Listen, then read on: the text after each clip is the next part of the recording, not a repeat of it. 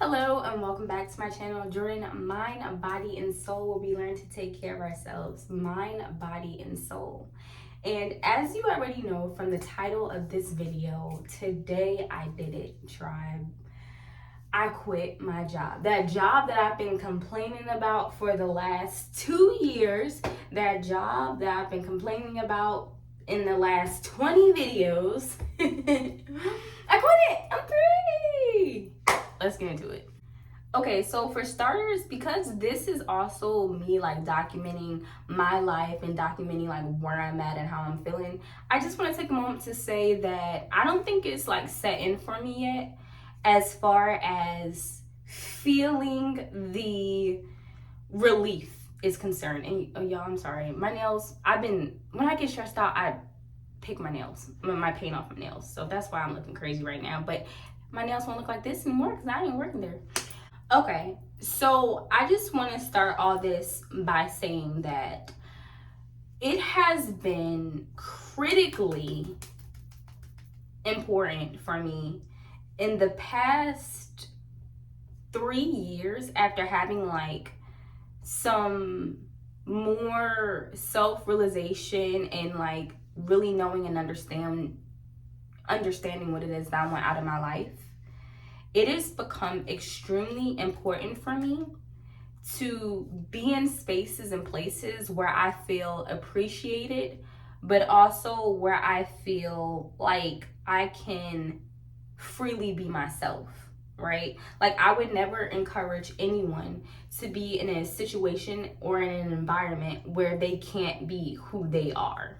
And I'm talking about like good people, not if you're a weirdo or if you want to do crazy stuff. I'm not saying any of that, but like a good person, a genuine person. Like, you guys see my videos, right? When you're watching these videos and you're looking at people on YouTube, you're getting a percentage of who they are, but it's just a small percentage. Like, there's so much more to them that you don't get to see and you don't get to experience.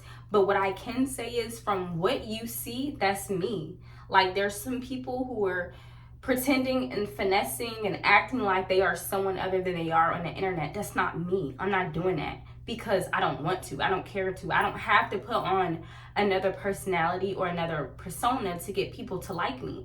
You'll meet me, you'll see me for who I am, and from there you'll make your decision. You'll either like me or you won't. And in that, it'll be a mutual, a mutual thing. Either I like you or I don't. It's okay. But for the most part, like, I'm out of the way. I'm just gonna be to myself, doing what I need to do for myself and my family. And that's just what it is. It seems like, for an honest conversation, because I don't work anymore, so get right. It seems like we are quick to tell people, he did what? Girl, leave. Even with men, we'll like, what did she say? No, you deserve better. Don't stay with her. Get a divorce. You don't want to live there? Move. Like, we'll be so quick to tell people to get out of situations that are detrimental to their health or detrimental to their happiness. But it seems to be some type of like, but when it comes to employments, to jobs, to companies, where like, you got to stick it out until you can figure it out. But then the question for me became, what if that route, that figuring it out route, does not work in a time span that is good enough for me, right? And I know who I am, like I say, and I'm in a space to where I want to be purposeful and I want to be very, very, very like intentful. I want to have intentions when I do things, and I want to be in places I'm celebrated. And at the job I was at, I did not feel celebrated. So let me back it up a little bit. So it was a call center job, my first and last call center job. I hope I never have to work at another call center again. It was a work from home job, so that is a perk. That's a huge perk in a lot of ways, right? Because you don't have the commute. But there's also some other things that you don't have, like you don't have the interactions with your coworkers. And sometimes that commute that you have while you're driving to work and you're thinking, like, that's your you time, especially if you have families, right? That's your time for you to be with yourself. So there's different pros and cons to it, but overall, it was a work from home call center job. Now, I'm going to say this first because I'm trying to keep this as concise as possible. The only reason why I even filled out the application for this job is because when I was looking for this job, I was moving from Houston to Beaumont, right? And I needed a job, but I was still working in Beaumont. So it would have been, in Houston. So it would have been hard for me to be working in Houston and looking for like physical places to work and go to interviews in Beaumont because they're about an hour and a half away. So it would have cost like a lot of like craziness. So the first thing I thought was, let me look for something remote. Let me look for a remote job. So I found this job. Let me tell you something. The damn description for the job and what the job truly is don't match. I don't know if, anyways, it doesn't match. If I would have known, even being in that position where at that time I needed to find something as soon as possible. And this job that I just quit, it came through like this. And I know why, because the turnover rate is high. But at the time, I'm like, it's a blessing. Like, oh, thank you. Like, this was right on time. And it still was a blessing. And it still was right on time. And I can't, like, discredit that. Because when I needed it, it was here. And that also built kind of, like, the unhealthy relationship with this job. Because I kept putting myself in the mindset that I needed this job. I needed this job. I needed this job. I needed this job. No, I need income. And I always say that. You need income. You need money to pay the bill, whatever it is. When you're paying your phone bill, I have T-Mobile. I don't know who you have. Let's say you have T-Mobile too. T-Mobile is not like where you get this money from. They're not asking you that. It needs to be paid. That's all they know. It's paid. She paid her bill. That's it. I don't know what she had to do to do it. Hopefully nothing too crazy, but she paid it. And so I've been retraining my brain to look at the amount I was making. And I'll talk about that later too. I have not had a raise in 2 years. And I'll get into that later too. But bear with me. So there would be no reason to stay here at this job because so I say that to say like some people will be like, oh, I made so much money, it's gonna be hard for me to replace this amount of money. I don't know how I'm gonna replace this amount of money. This job is not the case. I can start my own business and replace this amount of money that I am making monthly at this job by the end of this year. That's my word. That's how much, that's what I'm saying. Like, it's replaceable. So that component, I guess, kept me there because I kept feeling like, okay, I have to find something. I have to find something. I have to find something. I have to find something. And what is it going to be? It needs to be another job. It needs to be another job. So once I put myself into the mindset of realizing that this money can be replaced because there's other ways to make money, it kind of broke off that relationship of dependency. But like I said, so I moved here and I found that job, something remote, perfect timing, cool. The training, so the job description for this job, I don't know, like, y'all are lying. Like, the job description for the job cannot even scrape the surface of what you truly have to do at the job. It doesn't even touch it. It doesn't even touch the surface. It literally seems like, because we even went back in time since working there. I'm like, let me read that job description again. I tried to look for it. I'm like, I'm gonna find that job description. The job description for the job does not at all truly tell you what the job is. So what the job description said was something like helping people plan their gym visits and managing the clients of, like, it sounded nice and like something that you could do and still be in the fitness industry. Like, it sounded like you were more like the title of it was even fitness specialist, when really you're just a call center agent and you're just booking appointments. Like, you're not doing anything with fitness. All the fitness information and knowledge that I had and the conversations that I've had with clients about fitness, wellness, nutrition, all that was based off of what I already know from my experience in school. I'm still getting my master's degree when I was getting my bachelor's degree, and the other certifications that I have, yoga certification, FTP training, like all the stuff that I've already known for myself. So it had nothing to do with the job, but the job description made it sound like that's what I would be doing. So once I was going through training took 3 months. No, 3, good Lord. Training took a month.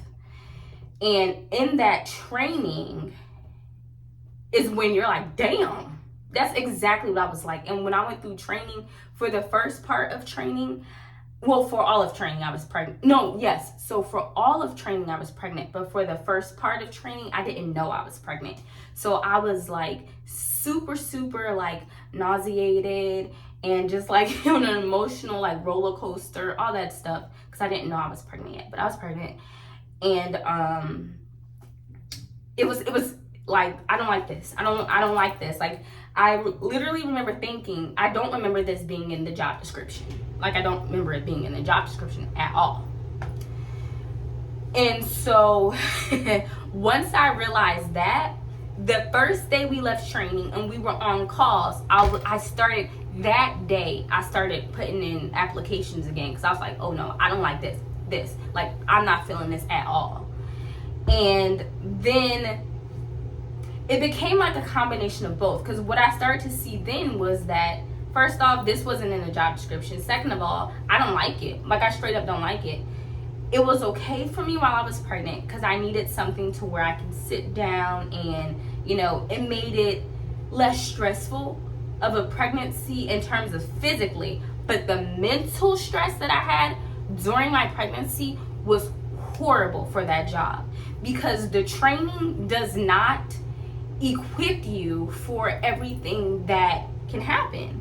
It doesn't equip you. Like, I'm thinking about all the jobs that I've had, Blaze Pizza, Trader Joe's, Stretch Lab, like other places that I've worked and enjoyed working, at least for some point of time, right? Their training was enough to help you fly. This training isn't enough to help you try to fly. Like, the training is enough to make you think, okay, I've seen this somewhere, but I don't know what to do. That's one part of it. So the training's inadequate. And at first, I thought it was me. I was like, okay, well, maybe I'm tripping. Maybe I'm not catching on like everybody else is catching on, because you work from home. You can't talk to your coworker. I mean, you can message them, but you would already have to have like something to message them about. It's kind of weird to like randomly message a person, at least for me. So I never did that. So I never really talked to any coworkers unless they were on my team, and then we're already in like the teams for our chat, and then they said something, and then I'm answering them personally, so I go to their chat. But other than that, like, you don't initiate conversation. So I just got really thankful, because I was just thinking about it. I'm like, I am done. I am out of there. I don't know what's next, but I'm telling you what's next, I guarantee you, it is going to be better. It's going to be, that's why I said, because I talk fast. It's going to be better than that. Much better. Even if, anyways, let me stick to it. So the training is inadequate. And I noticed one time, like I said, because you can't talk to your coworkers. So there was a mistake that I made. And like the mistake that I made, like the only way you could have really learned how to navigate that system and that document and that whole process would be if you made the mistake. You guys know what I mean? Like, if you ever worked at a call center, that like you would know what I mean. Like, it's like there's no way you would know this unless you were in this situation. So there's been situations like that. And then also, having been there for like a couple of years, now I feel like I was at the point to where I could start doing it like in my sleep. It was easy. The only times like I had to reach out for assistance was like if it was like a really like technical situation, like, oh, this has a technicality because da-da-da. Then I'd be like, oh, I need help on this one because I don't know what to do. But besides that, I had a flow. And I say that to say, in that flow that I like started to have is when I realized that like new agents or other people who may not have made the same mistake that I've had and learned, we're doing the same things. We're making those mistakes. So I'm like, if I made the mistake, they're making the mistake, that means like somewhere in training or somewhere in this whole like communication process, there's a breakup. Like, we're not getting the information, but we're expected to know and have the information like we got training from Harvard elites. Like, that's how they are on us. Like, you guys don't know this, you guys need to know this, you guys didn't figure this out, da da da da. So that was one part of that. Too much to do for the wage, right? If you're gonna pay somebody a little bit more money, they may be willing to go through that, but there's a lot of things that you had to do. The other thing that started to make me mad is when I was like, are you serious? Is when they do evaluations. They're called something else, I can't think of it, but it's a KJA or something, and you're graded for your like your call. Which to me, okay, first of all, listen, y'all, because this is also a event section. I'm so happy to be out of there. Call centers, like, they literally, your call is recorded. You are a robot. Like, you have to do A, B, C, D. You guys see me. You see my personality. I'm expressive. I like to be, that's why I'm a health coach. That's why I'm studying for my master's in nutrition. I like to be on it. I like to interact with you and be like, oh, what's this, what's that? Okay, yeah. What's your nutrition plans? Oh, da-da-da. Okay, look, this is all we got to do. You trying to lose weight? How much? Okay, da-da-da-da. Like, that's how I am. They don't want you to be like that because they need your time, like your call time, to be lower. On top of that, you have documentation of everything that you have to say. So you can't say like, hey, or not hey, obviously, because it's not as professional, but you can't be like, hello, because I did my greetings. So I was like, hello, this is Jordan. Thank you for calling us. And how may I assist you? They told us that we can't say that. We have to say, hello, thank you for calling us. It's a great day to be here. How may we serve you today, bestly? They want you to say like those words, those verbiages, right? And then part of today why I quit too is because I hopped online to work. And I saw one of my grades. This one guy, he grades our evaluations, but he does it, I get it, to the T, to the business. Not for me, that's cool. He docked off my points, 9 points. You gotta get a 95% or higher on these tests or, calls, whatever. You have to get a 95% or higher because I didn't use that exact greeting. Everything else I did right, but because I didn't use the great, hello, how may I serve you today? Because I didn't say that, I got docked down 9 points. So that gave me a 91, meaning my average for this month is going to be less than 95 if I continue to get 91s, meaning I have to change the greeting and I have to say, hello, how may I serve you? In order to get those 100s. This is the problem I have with that. I understand wanting uniform and wanting formality to keep structure and to keep consistency, right? Routine, so that we can make sure everyone can have a similar experience based off of what they need. You know what I mean? Like, you don't want it to be where it's like, oh, I need to go to that person because this person's the only one who knows how to help me. We all have jobs like that. Or, go to a restaurant and be like, this person, they don't give you a lot of fries, go to this person. Like, everybody has that thing about them. So I understand creating like the uniform to avoid that in a sense, but that's not that serious. Did the person call in? Yes. Okay. Did their call get answered? Yes. Did the issue get resolved? Yes. Is there documentation of it? Yes. That's all 4. What else do you need? Okay. Well, again, the documentation is she didn't do our greeting, so she lost points on that because I didn't do a specific greeting. The person got exactly what they needed, but because I said, hello, how are you, instead of how may I serve you, I'm docked points.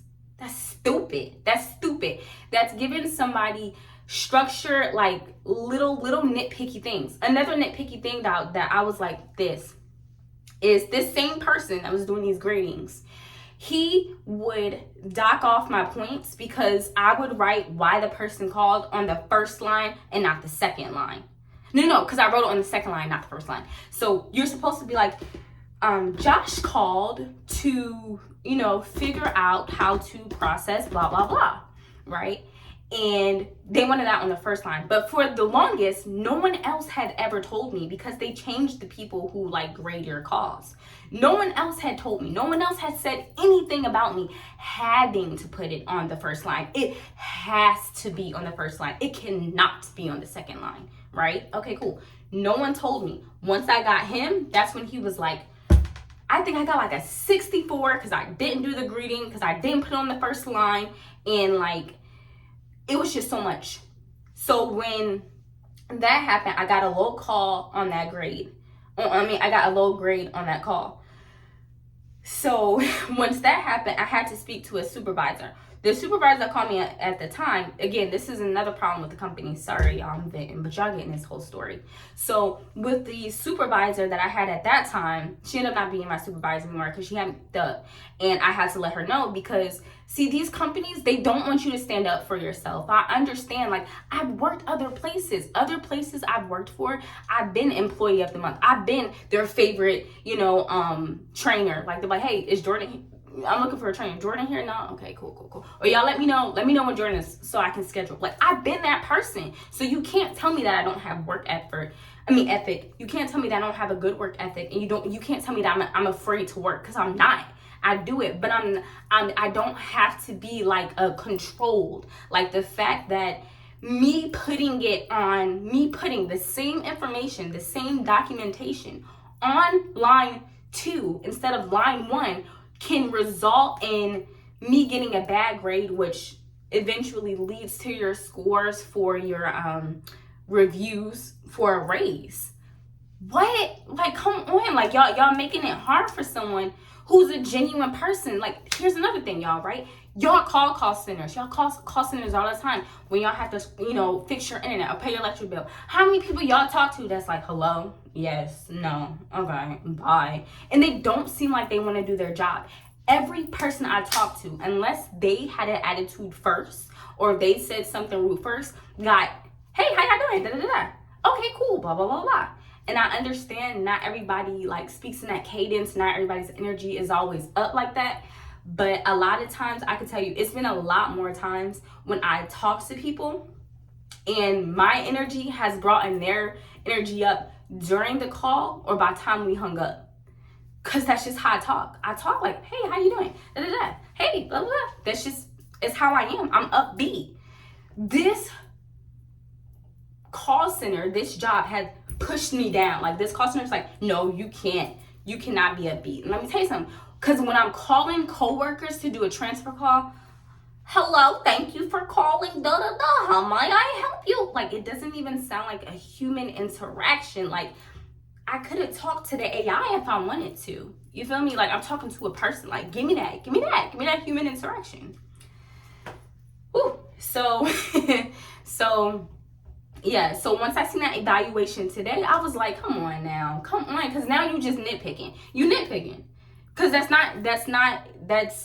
not something that's really a problem. Like, if I cursed maybe during the call, or if I told the person, I don't think I can help you, or if I told the person, I don't know what to do. If it was something negative, then yeah, I get it.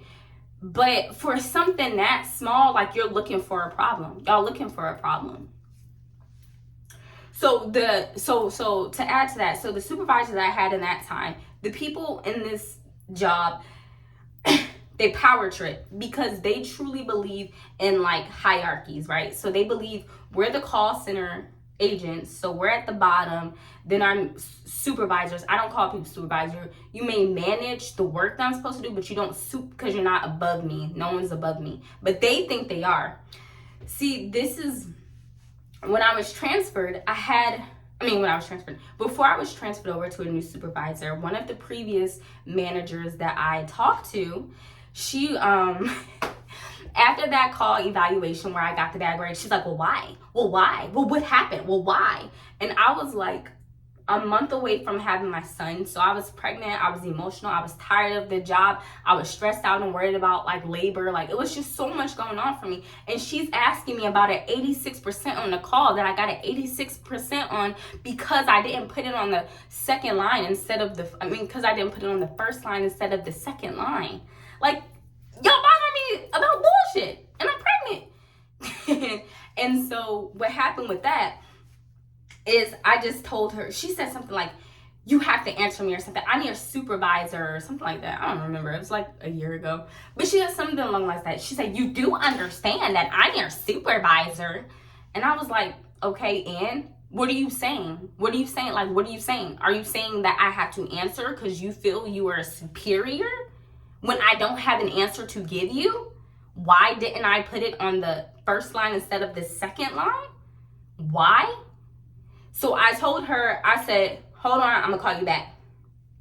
She didn't listen because I wanted to walk away. I called my mom. I was pregnant. Let me calm down for a second. She blowing up my phone. She blowing up my phone while I'm stepping outside. And I just told her I would get back to her.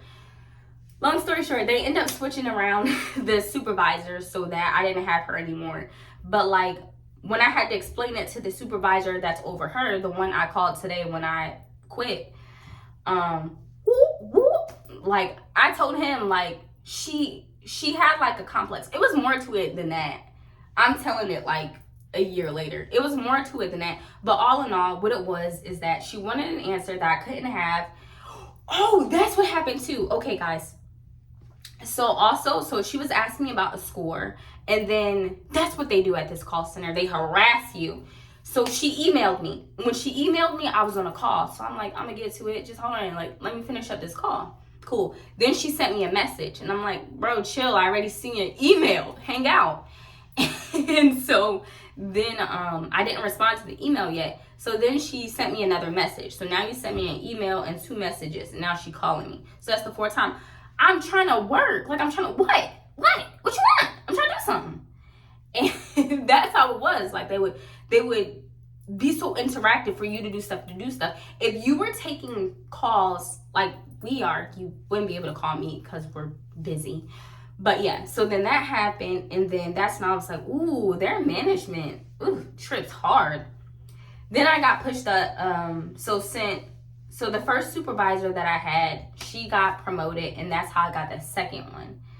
And then yes, the first supervisor that I had, she got promoted, so then I got the second one. The second one's cool, bless her heart, I have nothing bad to say about her. Young, beautiful black woman out here doing her thing, loved her, not a problem, cool. Every now and then, I guess they change your teams. Oh, because they change our times. That's the other thing, the lottery. Like the lottery that you have to enter in order to hope you can get your shift. Okay. It's so much, y'all. Now y'all starting to see why I quit.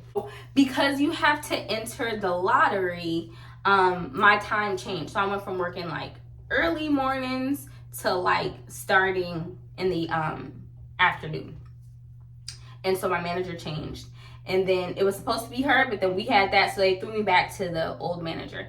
And then with her, I was there for a while. Something happens. Like every now and then they just flip you around and they don't say nothing. They're not like, hey guys, we're under, like they want all of us to have like the amazing communication, amazing documenting notes, but they don't give you the tools for that to be the case. And when they're making changes, they're like, oh, starting tomorrow, this is the new policy. Like, why would you tell me that? Why would you, like, when do I get to prepare mentally for this transition? When do I get to, you know what I'm saying? Like, when? So they would just randomly change your supervisor. So my supervisor, most recent supervisor that I had, something happened. I don't know. So she's on FMLA. And so got changed around again. Like, this is in 2 years. I've gone through 6, well, really 5. One I had twice. So I've had 6 different manager changes in 2 years. Like, come on. That lets me know that internally there's something going on there. So yeah. So when I got to this new ladies team, the assistant manager at the old team where the manager's on FMLA currently, she told me, she was like, look, all I gotta say is be on time. Be on time when you clock in, be on time when you come back from your breaks and your lunches. And that's all she said to me. And when she just said that to me, I was like, okay, not a problem. Because I'm always like, that's not a problem, be on time, fine. But here's the thing. Our grace period for being late is 3 minutes. So if you're over the 3 minutes, if you're 3 minutes and 9 seconds, if you're 3 minutes and 1 second, like if you're over the 3 minutes, then that's when it counts as a tardy. So this woman, the new supervisor that I worked for, or that I started working with about 2 weeks ago, she went back from when I started working there, and she started tallying all of the times. No, not since she went to this year, or the January this year, not from when I started working there. My mistake. She went to January, and she started tallying all of the times that I was tardy more than 3 minutes. Well, I had a few. I'm not gonna lie, I had a few. And most of them was when I come back from lunch, because I'll work out and then I'll clock in and it'll be like, okay, I was back 3:07, 3:06, 3:04, and it like shows all the times that I came back. So that, sure, you could put that on me.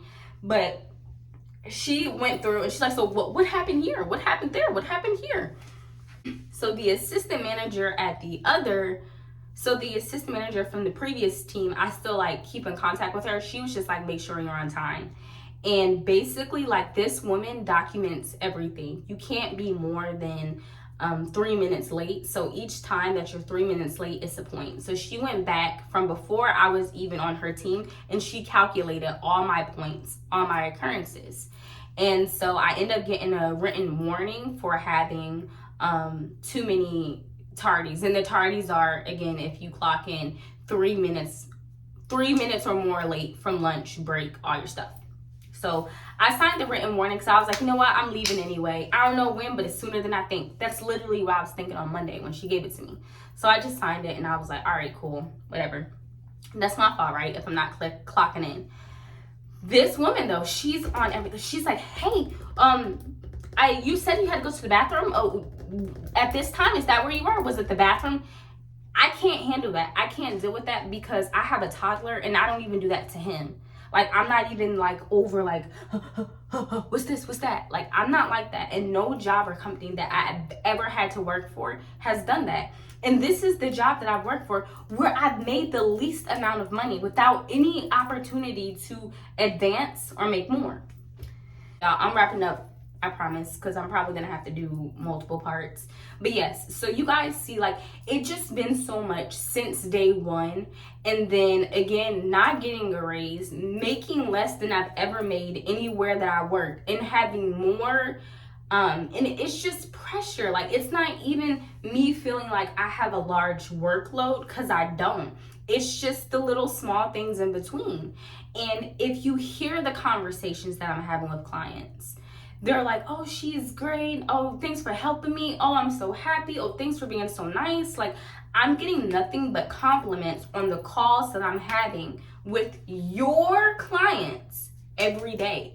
Every day, I have multiple people complimenting the service that they get when I speak with them. Multiple. And they'll say like, oh, thank you.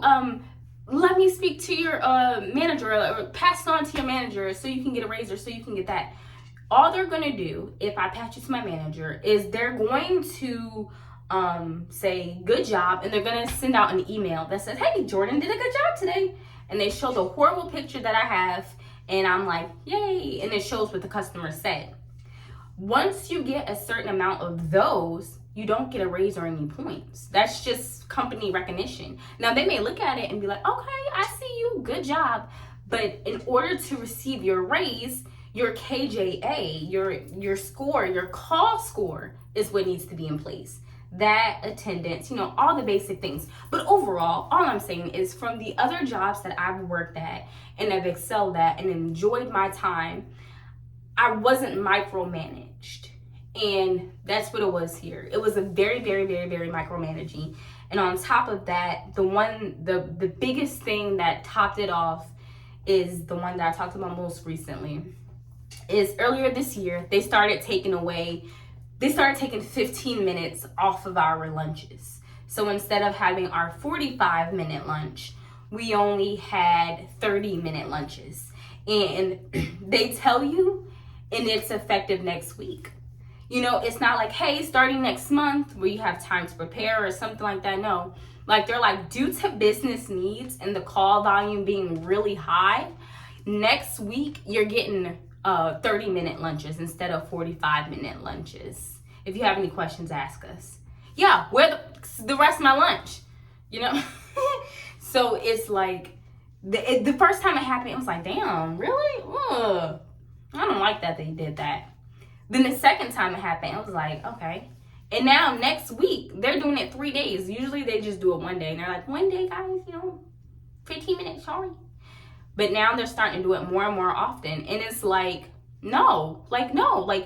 You are asking for more, but you're not giving us more. And on top of that, the computers and the functions and everything that we needed to succeed was always down. And we always had to, we'll do this as a backup. We'll do this as a backup.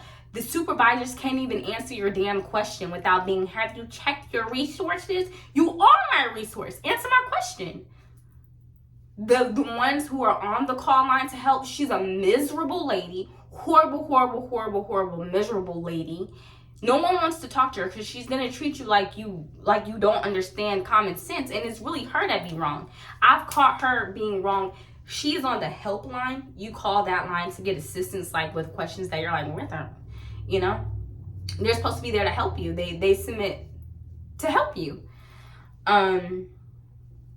She wasn't helpful. Yeah, and so I'm like, okay, no, she doesn't call to help anything. So I say that to say I hope I never have to work at another call center job again. And I hope that this video gives you some type of like clarity or some type of understanding, or just helps you relate that I'm just moving into a time that where I'd rather have the stress of figuring out how I'm gonna make things work. And again, I have a very supportive partner, very supportive. Right before, so I've been like kind of like flirting with the idea of quitting for heavily, like I say, for the last 2 months. And earlier this week, this is a red flag. Earlier this week, I had three breakdowns at work. 3 in 1 week. Come on, like, that's not supposed to happen. That's not supposed to happen. And a lot of it, again, has to just do with the stress of them giving us all these requirements and giving us all these tedious things that have to be done, but them not giving us the tools to be successful in that. And then being like, cracking down on everything on us. But it's like, but what about y'all? Y'all want more demand? Y'all need more people in position. Hire more people. Hire more people. Make this so that the people who are here can stay here and help. But they don't care. They don't care about you. They don't care. You're here. You're pushing out the work. They're going to get as much as they can, because if it's not enough during the time, they're going to take your lunch. And it's not even like, okay, we took 15 minutes off your lunch, but, next month we'll have, a pizza day, and you can get a pizza from your favorite place. Just something. Nah, nothing. They do nothing. So, yeah, that was a lot. I'm just excited to move into a place to where I can think clearly and be in a position to where I feel celebrated and to feel like I can work toward my passion and to what I want. I'm smart. I'm articulate. You know what I'm saying? Like, I have what it takes to be able to be successful in situations and to be in places where I can be myself and not have to worry about the stress or the concerns that don't really affect, like, if you put something on the second line versus the first, I mean, does it really make a difference? Again, I understand like uniform just so that it's easiest for everybody, but to stifle somebody from making more money because of that, like, it's just too much. So that's it, y'all. It's still super raw. Yeah. But I had time to like think about it. Like I said, I've been flirting with the idea of quitting for a while now. And even on Monday, it was Tuesday, I called Terry and I was just seeing his reaction, because he knows on Monday is when I had a breakdown. And I was like, I quit. And I'm looking at his reaction just to see. But today I couldn't take it anymore. I clocked in. The first customer that I had was cool. The second customer that I had was in her own world. She had her own problem and she tried to project it on me, but all she did was propel me into the right direction. I wasn't rude, I wasn't nasty to her. I just said yes ma'am, no ma'am. She went to speak to a manager, she had a problem, and then after that call, I called Terry and I was like, I'm gonna quit. And we talked about it for a little bit, and we have our portion that we're dealing with behind the scenes. But yeah, I quit. So I say all this to say I will give you an update in a couple of days so we can see like where my energy or where my mind's at. But right now, I feel good. I feel happy that I chose me.